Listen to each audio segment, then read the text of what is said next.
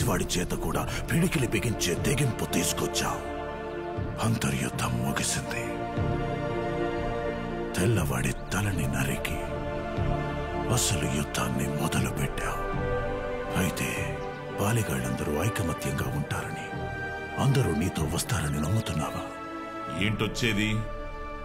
నీతో పాటు అందరం అడిగేయాలా? మాకు పౌరుషం లేక కాదు ఇన్నాళ్లు మేము ఎదురు తిరగంది. ఆ బ్రిటిష్ వాళ్ళని ఎదిరించి మహామహారాజులే మట్టిలో కలిసిపోయారు. అయినా మన వెనకాల ఎవరున్నారు? ప్రజలు.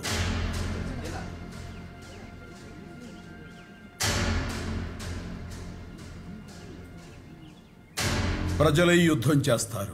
ప్రజాయుద్ధమా? అర్థం కాలేదు. రాజులు రాజులతో పోరాడతారు, సైనికులు సైనికులతో పోరాడతారు. ప్రజలు పాలకులతో ఎలా పోరాడతారు? ఎక్కడైనా జరిగిందా? ఇప్పుడు జరగాలి. మనం అనుకుంటే జరుగుతుంది.